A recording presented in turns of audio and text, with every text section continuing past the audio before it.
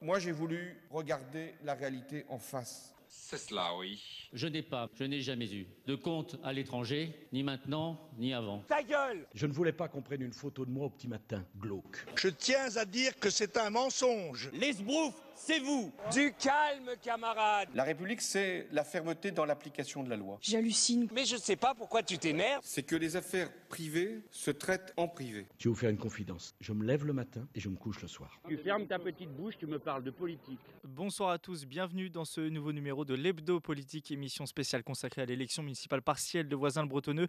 Les 4 candidats sont présents ce soir pour débattre ensemble. L'Hebdo Politique, Nicolas Kirillovitz. Et parmi ces candidats, un seul de gauche, Jean H. Bonsoir. Bonsoir. Vous êtes conseiller municipal depuis 20 ans, vous avez tenté votre chance déjà 3 fois aux élections municipales de Voisins. Dites-nous pourquoi la 4e sera la bonne. Je ne sais pas si ce sera la bonne, mais je suis là pour faire une candidature d'action et pas de témoignage. Et j'espère bien convaincre les Vicinois. Olivier Afonso, pour vous, c'est la première fois. Bonsoir. Bonsoir. Vous avez 39 ans, ancien colistier d'Alexis Biette, président de conseil de quartier à Voisins. Rapidement, dites-nous pourquoi vous êtes lancé cette fois-ci dans le grand bain d'une élection. Je me suis lancé juste parce que j'en ai un petit peu ras-le-bol des oppositions stériles, d'une majorité qui est plutôt sectaire. Et je veux apporter une nouvelle vision. Ça ne sera pas une candidature de témoignage, ça sera une candidature de terrain. Dans le studio également ce soir, Thierry Gasto, bonsoir. Bonsoir. Vous avez 40 ans, vous êtes l'ancien directeur de cabinet d'Alexis Biette, qui est présent sur votre liste à la 19e place. Alors dites-nous pourquoi est-il si loin sur votre liste ? L'ancien maire de Voisins. Alexis Biette voulait soutenir cette équipe, y apporter son expérience et pour autant faire taire toute rumeur de 3e tour à l'envers. On a voulu mettre les choses très claires avec les Vicinois, donc il est à la 19e place et il n'est pas fléché délégué communautaire. Voilà. Enfin, la maire sortante Alexandra Rosetti, bonsoir. Bonsoir. Professeur d'anglais, vous avez été élu en mars 2014 avec 42,07% des suffrages exprimés. Le mois dernier, vous êtes également devenue conseillère départementale. Cette victoire aux élections départementales, c'est un atout pour cette campagne, cette nouvelle campagne ? Ah oui, je pense que c'est un vrai atout parce que c'est déjà une façon de positionner Voisins un petit peu en dehors de ses frontières. Et je pense qu'aujourd'hui, vu les réformes territoriales en cours, vaut mieux être à l'intérieur qu'à l'extérieur. Voilà. Pendant les 30 prochaines minutes, Jean H, on aura l'occasion de débattre. Nous allons aborder les thématiques importantes qui concernent la ville de Voisins-le-Bretonneux, la circulation et le logement notamment. L'Hebdo Politique sur Sensation.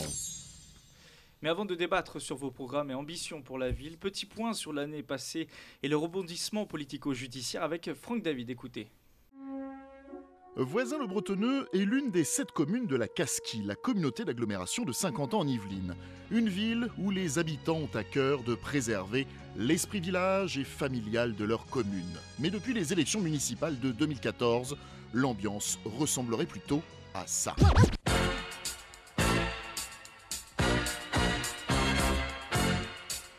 Les politiques s'engluent dans les querelles.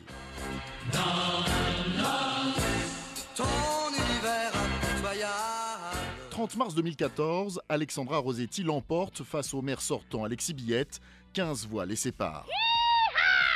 4 avril 2014, Alexis Biette dépose un recours devant le tribunal administratif de Versailles.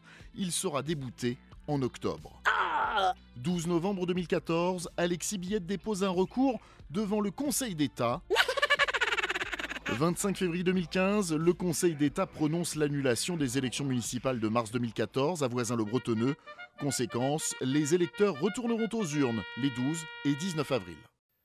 Alors, vous aurez forcément remarqué le ton volontairement décalé de cette présentation, mais concrètement, aujourd'hui, vu de l'extérieur, la vie politique de Voisins fait un peu penser à un combat d'ego entre personnes, au-delà de l'intérêt général. Vous, Jean H, seul élu et candidat de gauche, qu'est-ce que vous pensez de cette situation ? Moi, je la trouve regrettable et regrettable pour les Vicinois parce que c'est une perte de temps, c'est un gâchis et ça n'apporte rien. Et je crois qu'il était grand temps d'arrêter l'année qui s'est écoulée, qui a été une année de guérilla permanente entre Alexis Biette et Alexandra Rosetti, avec des noms d'oiseaux qui volaient au cours des conseils municipaux et qui n'apportaient rien. Alexandra Rosetti, ancienne maire adjointe d'Alexis Biette, Thierry Gasto, ancien directeur de cabinet d'Alexis Biette et Olivier Afonso, ancien colistier d'Alexis Biette. On s'y perd un peu dans tout ça. Est-ce que vous regrettez tous un peu tout ce qui se passe ? Et est-ce que vous pouvez dire aujourd'hui, après les élections, qu'il y aura on va dire un contrat moral pour apaiser la situation ? Alexandra Rosetti peut-être ? Moi, je pense que j'ai tout fait pour que les choses s'apaisent dès que j'ai été élue. C'est vrai qu'on a pris des noms d'oiseaux, on s'est fait traiter de coucou, de menteur, de tricheur, de manipulateur. Ça venait pas de mon camp. Moi, je pense qu'on a toujours été respectueux de nos adversaires. J'ai essayé de travailler dans un climat serein et apaisé avec l'opposition. Voilà, donc je ne me sens pas responsable de ce qui se passe aujourd'hui. Et querelle d'ego, moi je veux bien, mais non. Je porte un projet, je porte une envie de faire des choses pour les gens et mon ego n'a pas beaucoup d'importance dans tout ça. Thierry Gasto, est-ce que ça vous chagrine un peu cette situation, vous ? Oui, bien sûr, mais elle n'est pas nouvelle. Voisin a toujours été une ville très ancrée à droite, ça a toujours aiguisé des appétits en interne ou en externe. Et malheureusement, ce n'est pas la première élection où on voit des confrontations parfois de candidats issus de la même famille politique. Ce qui est sûr, c'est que c'est l'occasion de tourner la page, d'installer une nouvelle génération d'élus qui, bien sûr, devra faire avec cette histoire, mais passer à autre chose et nourrir des projets pour les Vicinois. Je pense qu'on est tous là pour ça. Olivier Afonso, votre point de vue sur cette, on va dire, guéguerre des personnes ? C'est un petit peu aussi, paradoxalement, ce qui m'a motivé à me lancer. J'étais contre l'appel. J'estimais qu'on en faisait trop. Ça a été une décision personnelle d'Alexis Biette, qui aura probablement des conséquences si la gauche arrive deuxième, une conséquence importante pour la Casquie. Donc il est hors de question que je porte la moindre responsabilité. Elle doit être assumée par Alexis Biette lui-même. Je pense qu'effectivement c'est une erreur. Maintenant, d'un autre côté, rendons à César ce qui est à César. On est là parce que le code électoral n'a pas été respecté. Il y a une maladresse, voilà, c'est comme ça que ça a été vendu, c'est une maladresse. Aujourd'hui, il faut saisir cette opportunité non pas pour mettre en valeur des égos, mais parce qu'on doit défendre chacun un projet. Le mien est quand même différent. J'ai pris quand même un peu de recul l'année dernière. J'ai été quand même voir les gens qui nous avaient, entre guillemets, fait perdre, entre autres Jean-Louis Tison. Et l'inquiétude au sein de la population est grande. On parlera sûrement du logement. Voilà, mais je pense qu'il y a quand même quelque chose que je trouve bien, c'est qu'au sein de la droite, nous avons un renouvellement de génération, ce qui est une très bonne nouvelle. À gauche, vous me parlez de problème d'ego, je ne vois pas de renouvellement venir. Voilà. C'était pas c'est possible dommage, de présenter c'est dommage. de gauche, Jean H. C'était tout à fait possible, mais j'ai considéré que par respect pour les électeurs, puisque j'avais mené la liste en 2014, il fallait que je sois là en 2015. Je voudrais en profiter pour faire une remarque sur le cumul des mandats. Parce qu'Alexandra Rossetti a dit que ça lui donnait un atout. Moi, je veux afficher clairement que je suis absolument contre le cumul des mandats et qu'on ne peut pas être à la fois conseiller général, maire et vice-président de la Casquie.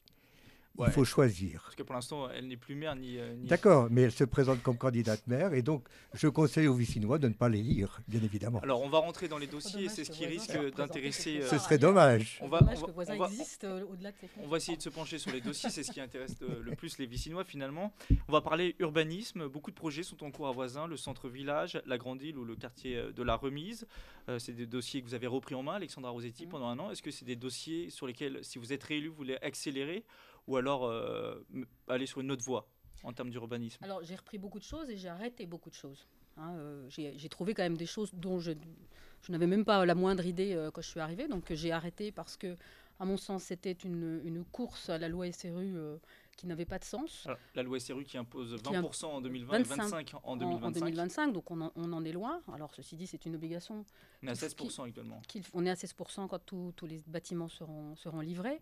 Donc moi, j'ai arrêté des projets qui me semblaient disproportionnés par rapport à Voisins, en tout cas ne pas répondre du tout aux besoins des Vicinois.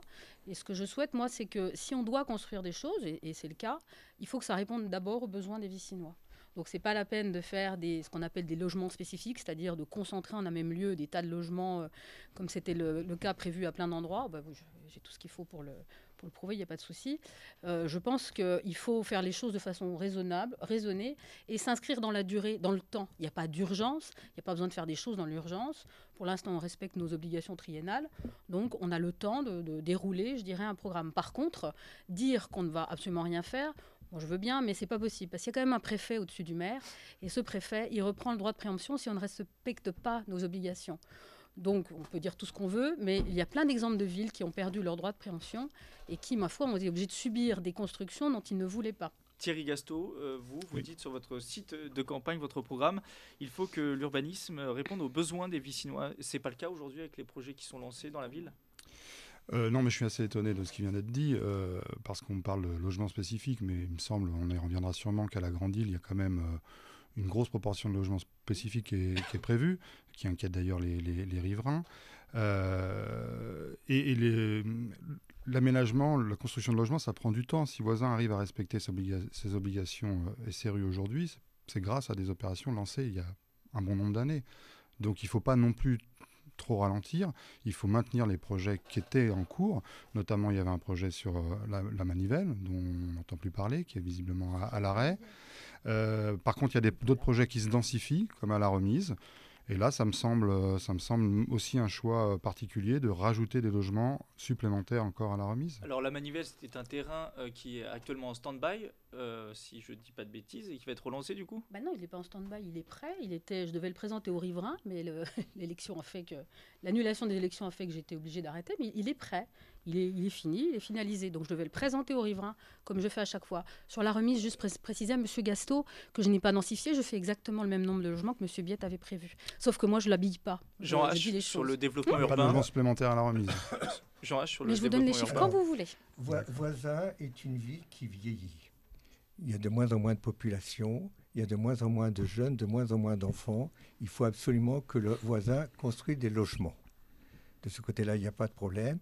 À la rentrée prochaine, les aides maternelles n'auront pas d'enfants à garder parce que les familles ne peuvent pas arriver à Voisin. Et c'est un vrai problème social. Ceci dit, le gros aménagement immédiat, c'est celui de la Remise. La Remise, je suis assez d'accord avec la majorité. C'est 500 logements à peu près. Je suis assez d'accord sur le nombre de logements. Je ne suis pas fatalement d'accord sur la façon dont c'est fait et l'environnement qui est prévu. C'est-à-dire ? Pour nous, ça doit être un quartier exemplaire, notamment un éco-quartier, éco au sens écologique du terme, et non pas éco au sens équitable du terme. Ça doit être un logement, ça doit être un quartier où on mélange des activités, des commerces, des zones artisanales et des espaces verts qui maintiennent la qualité de la vie. Et en ce sens, je suis fortement opposé, tout le monde le sait ici, mais je vais le rappeler, à la construction d'une église sur le site de la Remise. Je ne suis pas contre l'église à Voisin, mais je suis contre l'église sur le site de la Remise. Pourquoi ? Parce que ça va amputer le terrain et ça va se faire au détriment, d'ailleurs ça a été reconnu en réunion publique de présentation de la Remise, ça ampute les activités de commerce et de services. Olivier Afonso, Jocelyn Beaupeu l'a dit au cours de la réunion publique. Sur la question du logement, vous, si je ne me trompe pas, vous voulez réduire la voilure. Alors on va éviter les caricatures. Ouais. Moi, si je suis venu à Voisin il y a plus de 5 ans, c'est bien parce que le cadre de vie est relativement agréable. Il faut construire inévitablement, je rejoins ce que disait Jean H, mais il ne faut pas faire n'importe quoi. Quand on construit et qu'on pense après aux problèmes d'infrastructure comme la circulation, quand on construit des magasins sans place de stationnement, je trouve que c'est une aberration. La vérité, c'est que nous devons atteindre 25% de logements sociaux et de l'avis unanime, nous n'y arriverons pas. D'ici 2025, c'est 2025, pas possible. de l'avis unanime, non. J'ai suivi l'interview de Mme Rosetti sur votre antenne il n'y a pas longtemps, où d'ailleurs elle expliquait que la fonction de maire était plus compliquée qu'elle l'avait imaginé. Donc je rejoins un peu Jean H. 4 mandats, ça fait un peu beaucoup pour une seule personne. 4. Oui, si les choses se passent comme vous le souhaitez, vous serez maire. 3. Maire, vice-présidente de l'AGLO, vice-présidente de l'EPI. Non, je ne suis pas vice-présidente. Non, vous n'êtes plus ? Je suis conseillère déléguée, Alors, ça fait 3 mandats. 3 mandats. Non, 2, parce que la vice-présidence, c'est pas un mandat. Juste d'accord. Parlez bien dans le micro tous. Très bien. Non, je disais c'est 3 et c'est pas 3 mandats, c'est 2 puisque vice-président de l'AGLO, ce n'est pas un mandat. Ce qui compte, c'est les fonctions, c'est pas les mandats. Oui, ce qui compte, c'est de faire exister Voisin. J'ai peut-être fait l'erreur de vous lancer là-dessus tout à l'heure, mais non, vraiment sur le logement, sur les dossiers. Sur le logement. On reviendra sur ce qui représente qui, parce que quand on est conseiller général, on représente au-delà de Voisin, on n'est pas là pour favoriser Voisin. Donc on n'arrivera pas à atteindre les 25%. L'idée que j'adhère, c'est en fait l'idée de remonter les 25% au niveau de l'AGLO. Alors, comment c'est possible ça ? C'est quoi je vais vous dire, l'année dernière, je trouvais cette idée complètement absurde. Non pas absurde dans le sens où c'est pas une bonne idée, c'est une très bonne idée. Mais je me suis dit, ça doit être assez compliqué. Mais ça ne l'est pas. Quand vous avez François Hollande et François Fillon qui disent exactement la même chose, il suffit d'aller regarder, je mettrai ça sur mon site internet. Aujourd'hui, la communauté d'agglomération, c'est le meilleur échelon, et pour la partie logements sociaux. Une commune comme Voisin, si vous décidez demain d'appliquer les 25%, il va falloir détruire le centre-village. Et quel que soit le résultat de cette élection, je m'y opposerai. Je suis venu à Voisin parce que c'est une ville où on se sent bien. Pas pour me retrouver dans une cité où j'ai vécu pendant 25 dernières années. Quand vous dites faire supporter par la casquille, c'est le coût financier des pénalités ? Aujourd'hui, c'est à peu près le cas. Si j'ai bien compris, il y avait un reversement de la communauté d'agglomération à la mairie de Voisins. Voilà, c'est exceptionnel, mais ça... Vous vous trompez d'élection, en fait. C'est à la députation qu'il faut aller. Non, je ne suis pas aussi... Là, vous vous trompez d'élection, je suis là, pas aussi c'est pour faire ça. Je suis pas aussi performant que vous. Je vais essayer d'y aller échelon par échelon. Ce que je dis, c'est qu'il faut de la volonté. Ouais, il faut de la volonté. Il faut un élu à temps plein et pas à temps partiel. Et c'est pour ça aussi que je me lance. Je pense qu'il est peut-être temps d'arrêter les cumuls de mandats. Il y a un an, Mme Rossetti nous expliquait que son parti, c'était Voisins. Aujourd'hui, force est de constater que finalement, elle cumule plusieurs mandats. Thierry Gasteau, sur l'idée de faire remonter ça au niveau de la casquille. Alors, deux choses. Moi, je crois que quand on regarde l'histoire de Voisins, Voisins a toujours su se développer pour répondre aux obligations de son époque, tout en conservant sa qualité de vie, son identité, et en faisant les choses équilibrées. Moi, je n'accepterais pas la définition d'un voisin, j'appelle ça un voisin carte postale, qui serait figé dans le temps, parce que sous prétexte que la situation actuelle nous plaît, on veut la conserver telle qu'elle, sous une cloche, etc. Non, il faut continuer à faire évoluer notre ville, tout en maintenant cet équilibre. Tout en maintenant cet équilibre et son identité. Les opérations qui ont été réalisées au centre-village, elles ont été réalisées sur des hangars industriels, il faut pas l'oublier. On n'a pas abattu des maisons en meulière par douzaines pour faire des immeubles dont je sais qui ne plaisent pas à certains. Oui, même à une majorité. Mais aujourd'hui, le centre-village, vous avez un projet ? Aujourd'hui, en tout cas, quand on dit les immeubles ne plaisent pas à une majorité de Vicinois, aujourd'hui, quand on regarde les chiffres, 70% des gens qui ont fait une acquisition dans ces logements-là, ce sont des Vicinois. C'est bien que quand on dit un parcours résidentiel, trouver des solutions de logement pour les Vicinois, c'est aussi cela. Ce n'est pas que cela, mais c'est aussi cela.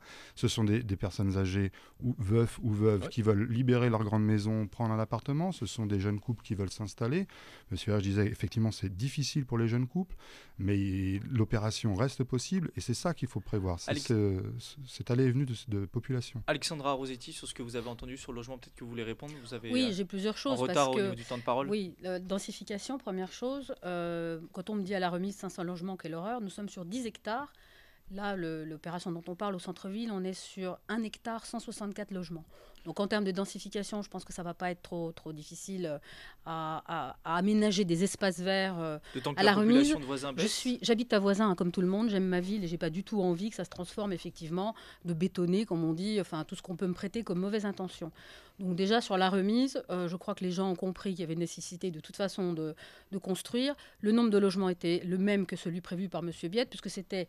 J'ai les chiffres quand même, parce que maintenant que je suis aux commandes, j'ai les archives. J'ai révisé d'accord son site, moi. Donc 410 logements plus 410 logements plus 10%, je crois, plus 50 logements, la maison des familles, pudiquement appelée la maison des familles, qui est un endroit pour personnes en très grande difficulté. Il y en avait aussi 60 places prévues rue Hélène Boucher, donc tout ça, je l'ai arrêté, plus une trentaine de logements sur la pointe collège. Donc quand on additionne tout ça, on arrive de toute façon à nos 500 logements. Et puis aujourd'hui, c'est pas gravé dans le marbre 500, ce sera peut-être 490. On est sur de la surface constructible, donc il faut arrêter de se focaliser. En fait, tout ça, c'est pour faire peur aux gens.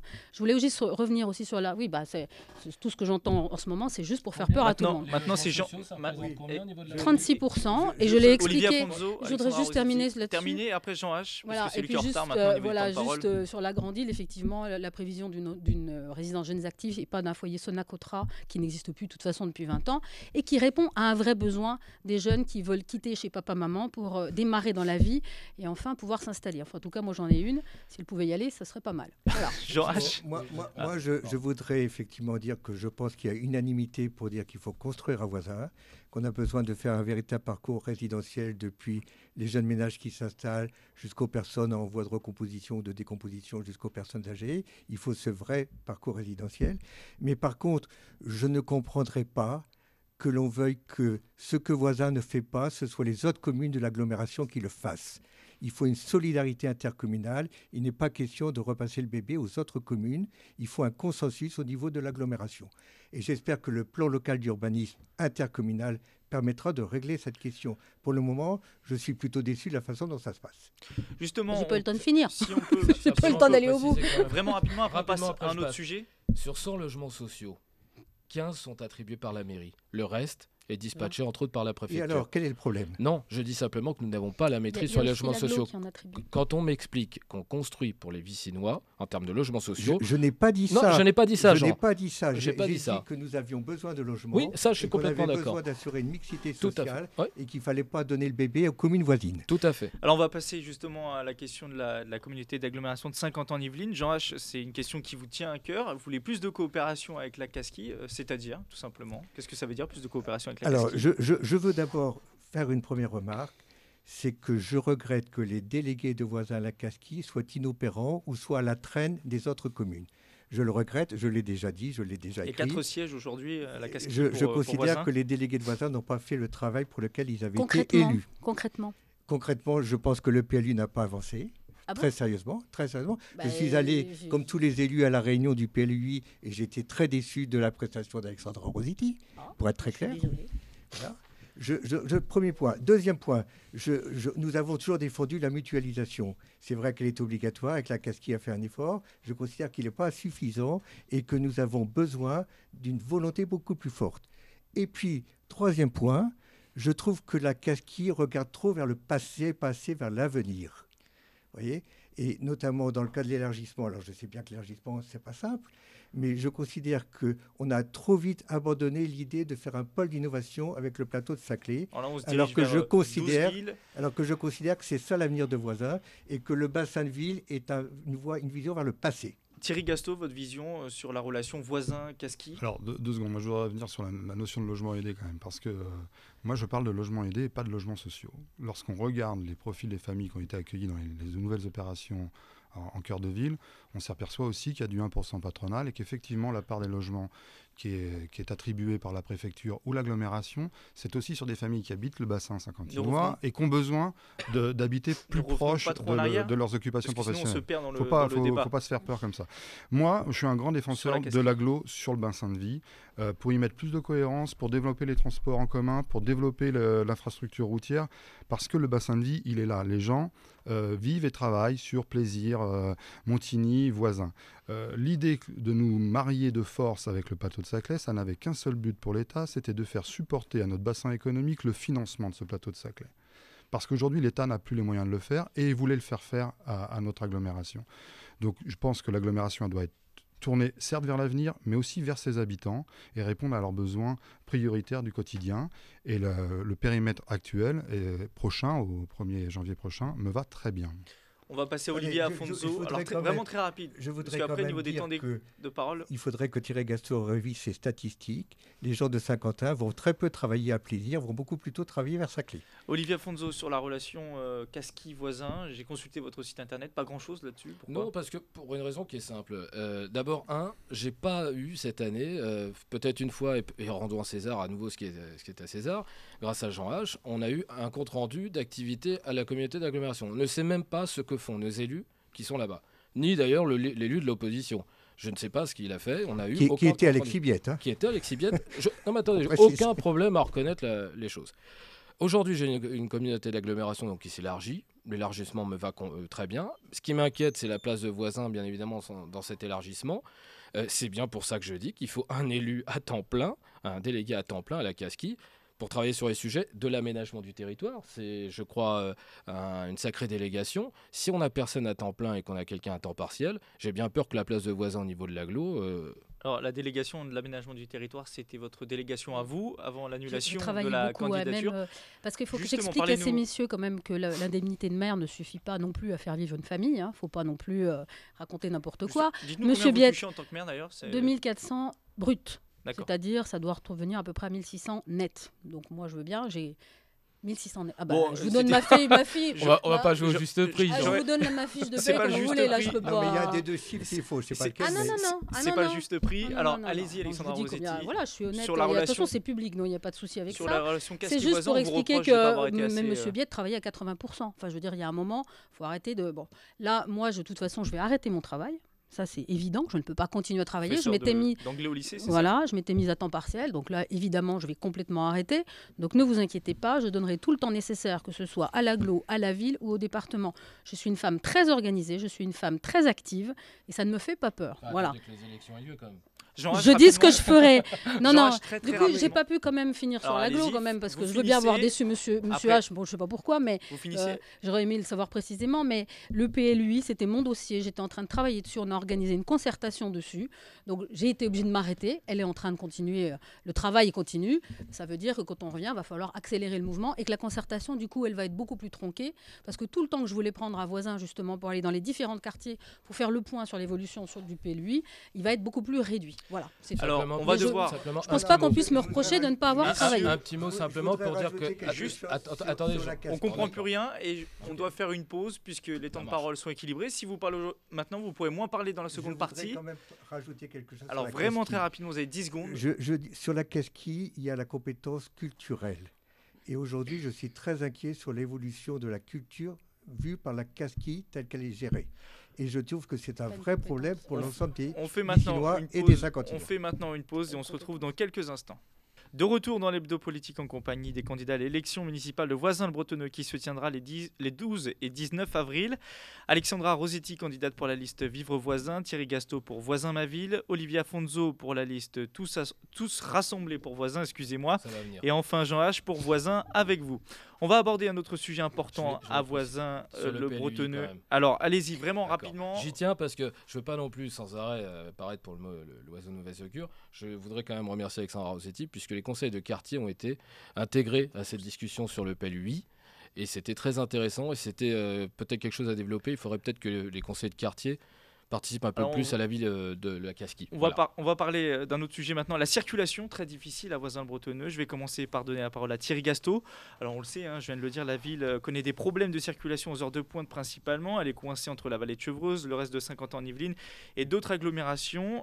Quelles sont vos propositions pour améliorer cette asphyxie de la ville aux heures de pointe ? Alors, l'asphyxie, elle est globalement le matin, sur une petite heure, c'est vrai, où la situation est très délicate. Le soir, les retours du travail se font de façon plus échelonnée et la situation est plus facilement vivable et gérable. Voisin, comme vous le dites, a toujours été sur un axe de transport entre la vallée de Chevreuse et le bassin de Saint-Quentin, mais c'est aussi ce qui explique le développement de notre ville. Je pense qu'aujourd'hui, on n'aurait pas cette offre de commerce de proximité si on n'avait pas aussi cette zone d'achalandise qui est plus large que simplement Voisin. Donc c'est pour ça que ça en fait quelque chose de délicat à gérer. Il faut à la fois dissuader les entrées dans notre cœur de ville, dans notre ville, les entrées pour traverser la ville. Comment on peut faire ça, dissuader ces entrées-là ? Il faut que le département s'attache maintenant à des solutions d'aménagement sur les routes départementales. Je sais qu'il y a des problèmes de ressources économiques, mais Alexandra saura nous aider une fois élue à la mairie pour travailler au département. C'est pas pour Voisin, donc. Votre travail au département Il paraît que c'est pas pour Voisin, pas pour favoriser Voisin. On espère Ah, que c'est d'accord. pas que pour Voisin, Bah, sinon évidemment. c'est un non-sens. Oui. Thierry Gasto sur la circulation, du coup. Évidemment. Voilà, donc il faut vraiment dissuader l'entrée de ville le matin et permettre une meilleure sortie du cœur de ville. Pour ça, nous, on développe un projet mais qui existe et qui est inscrit au PLU depuis de nombreuses années. C'est une nouvelle percée sur la RD 36 depuis le cœur de ville pour permettre aux Vicinois de sortir plus facilement sur cet axe majeur, quoi. Jean H, sur la question de la circulation, Alors, des la transports. circulation est évidemment très, très compliquée aux heures de pointe le matin. Il n'y a pas de solution purement vicinoise possible. Il faut que la casquille intervienne, il faut que le département intervienne. Je suis partisan, à titre provisoire, de bloquer l'entrée de Voisin vers la rue Port-Royal et la rue Hélène Boucher, et donc de réorienter plus vers la rue des Pyramides.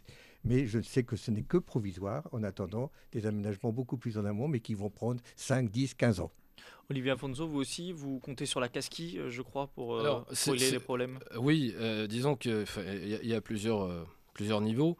D'abord, il faut aussi reconnaître que aucun maire n'a cette ambition cette ambition que d'engorger le centre-ville. Tout le monde essaie de trouver des solutions. Et il y a eu des solutions par le passé. Une voie supplémentaire sur la route de Guyancourt qui a changé la vie de ceux qui rentraient le soir pour aller chercher leurs enfants en CLAE. Donc c'est des aménagements comme ça qu'il faut faire. Et donc c'est pour le coup de la proximité, du terrain. Il y a la casquille, inévitablement, je rejoins Jean, je veux dire, on ne peut pas résoudre ce problème-là sans passer par la communauté d'agglomération. Est-ce que ça veut dire qu'aujourd'hui la casquille n'en fait pas assez ? Non seulement on n'en fait pas assez, et il faut dépasser le cadre de sa petite frontière. J'ai cru comprendre qu'on avait le chemin vicinal CV7. Le maire de Montigny l'a fermé sans se préoccuper de ce que pensaient les Vicinois. Aujourd'hui, je dirais qu'il est peut-être temps que chacun se mette réellement au travail. Je ne parle pas de nous. Nous, on subit. On subit et on doit être traité comme des vrais partenaires à la communauté d'agglomération. On n'est pas là que simplement pour apporter nos voix gentiment et faire en sorte que l'agglo reste à droite. On est là pour être des vrais partenaires. Or, je note qu'aujourd'hui, Voisin subit fortement, et je sais de quoi je parle vu le secteur où je vis, et que je ne vois rien, mis à part des aménagements qui sont quand même pas mal. Par exemple, je rends hommage à Mme Rossetti sur le feu rouge. C'est sur la rue de la Mérantèse, qui était une rue épouvantable. Ceci étant dit, ça ne solutionne pas tout. C'est difficile, Alexandra Rossetti, de changer les choses sur la circulation à la Castille. D'autant plus que ce n'est pas un problème vicino-vicinois. Hein. Toutes les villes de l'agglo subissent exactement le même sort. Vous avez pu faire avancer les choses, vous arrivez à faire avancer les choses, enfin, jusqu'à temps que... Moi, j'ai pris le dossier en main tout de suite. Donc, effectivement, on a commencé par ce petit feu sur lequel j'ai été décrié. Puis pour finir, maintenant, les gens se disent au moins les vicinois circulent. Dans ce coin-là, évidemment. Un travail collectif. Oui, enfin, c'est quand même moi toute seule qui ai pris mon bâton de pèlerin pour aller voir monsieur Houillon, Monsieur Houillon, qui avait refusé à mon prédécesseur ce feu et qui me l'a octroyé immédiatement parce qu'on a parlé de cette école. Enfin bon, moi l'avenue de la Pyramide, je voudrais bien savoir, j'aimerais bien que vous vous engagiez à dire est-ce que vous allez la doubler ou pas, parce que ça intéresse beaucoup les gens du plan de l'église, par exemple, vous voyez, qui s'inquiètent puisqu'il y a le collège Hélène Boucher, il faut traverser cette rue, donc on va rajouter encore, c'est bien de remettre de la circulation là, mais on rajoute du danger pour tous les enfants qui viennent du plan de l'église et qui vont au collège Hélène Boucher. Et puis des nuisances pour les riverains, j'en parle même pas. Donc de toute façon, la solution, elle n'est pas forcément de tout rabattre là. On a fait faire une expérimentation, on est en cours d'expérimentation sur un carrefour. Il faut savoir qu'il n'y a plus d'argent. Voilà, donc il faut quand même se dire les choses. Un tunnel, c'est très bien, un dénivelé, c'est très bien. Il n'y a personne, même pas le département, qui mettra 1 euro dans un dénivelé. J'étais avec le directeur des routes à midi, justement, qui me disait qu'effectivement, jamais on n'aura ce genre d'aménagement. Donc on peut faire toutes les promesses qu'on veut. Plus personne n'a d'argent, que ce soit l'État, que ce soit les communes, que ce soit l'agglomération. Donc il faut trouver des aménagements qui vont fluidifier, il faut faire des réglages de feu. Alors rien n'est satisfaisant.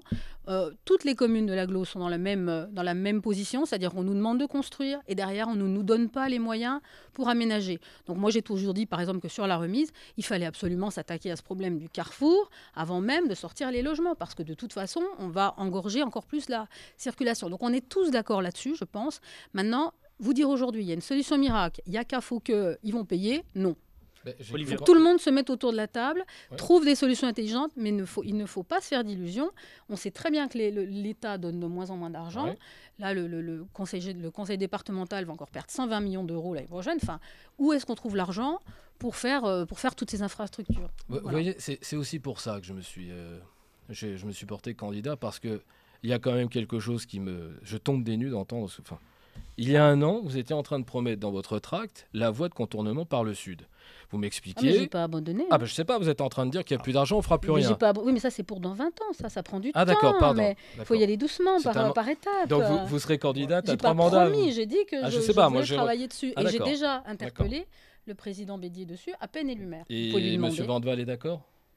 Monsieur Vandeval... Qui était votre colistier pour les élections départementales. Oui, tout à fait, mais il pense que c'est pas possible. Je ne sais pas s'il est d'accord ou pas, il m'a dit que pour lui, c'était pas possible. D'accord. Jean H. Il n'est pas question de faire à 2 fois 2 voies la rue des Pyramides. Oui, je pense qu'il faut le dire clairement, voilà, parce que je ne suis pas sûre que toutes les listes... Je le dis clairement. Par contre, il faut effectivement aménager le rond-point de la CD36 avec la rue des Pyramides, le rond-point de la CD36 avec la route de Guyancourt, et puis, hors voisin, le rond-point qui va vers la 86. C'est la seule façon de fluidifier le trafic. Thierry Gasto, quelque chose à rajouter sur cette problématique Effectivement, il y a un problème de ressources d'argent public, on constate tous. Mais on ne peut pas dire qu'il n'y a pas les ressources pour aménager de carrefour et dans 20 ans, il y aura les ressources pour faire des kilomètres de routes nouvelles à travers le parc de la vallée de Chevreuse. Je n'ai pas dit que c'était fait. Bon, je pense qu'il faut y aller petit pas par petit pas. Et aménageons ces carrefours en surface, sans promettre des souterrains, sans promettre des dénivelés. Mais faisons quelque chose. Un autre dossier, l'éducation. Ici, 2 candidats ont la même ambition, réorganiser le temps d'activité périscolaire selon votre programme. C'est votre cas, notamment Thierry Gasto. Qu'est-ce que vous voulez faire quand vous dites repenser le temps d'activité périscolaire? Maintenant, il y a des remontées, après quelques mois d'expérimentation, il y a des remontées des familles et des enseignants. La matinée... On précise, c'est le temps après l'école pour les enfants qui sont en classe élémentaire. Non, là, on parle de la réorganisation des TAP. Aujourd'hui, on a des matinées scolaires qui sont trop longues, avec un 2e déjeuner scolaire, le midi, qui se fait non plus à midi, mais plutôt à 13h15, ce qui semble difficile pour certains élèves. Donc voilà, il va falloir replanifier cette organisation de TAP et la rendre autant que possible plus qualitative en veillant à peut-être un taux d'encadrement un peu plus adéquat avec les activités qui sont données. Aujourd'hui, on peut avoir tout. On peut avoir des enfants qui jouent au ballon pendant plusieurs heures, plusieurs jours de suite dans la cour de récréation, comme avoir une activité manuelle d'expression proposée. Voilà, il faut peut-être revoir cette offre-là. On est sur une situation aujourd'hui où c'est l'enfant seul qui choisit son activité. Bien sûr que c'est important, peut-être qu'il faut un peu l'aiguiller, un peu l'aider et être sûr qu'il ait un parcours pédagogique au cours de l'année qui l'emmène vers différentes disciplines. Olivier Afonso, c'était aussi votre initiative, enfin c'est votre programme Ça vient surtout de l'expérience. Je suis papa de 3 enfants scolarisés à la Centre des Carrières. Bon, d'abord, il y a eu un début chaotique, il faut le dire. Je rends hommage au personnel encadrant qui ont essayé de faire ce qu'ils ont pu, un travail formidable. Il faut dire aussi qu'on subit cette réforme, une réforme qu'on n'a pas voulu. Alors à Voisins, on a toujours cette espèce d'exigence au niveau du scolaire. Donc effectivement, on ne peut pas être satisfait de ce qu'on a aujourd'hui. Alors je ne dis pas que c'est pas bien, je dis qu'il y a eu des disparités sur l'ensemble du territoire. Il y a eu des choses qui se sont passées, je ne reviendrai pas dessus, je considère que c'est du passé.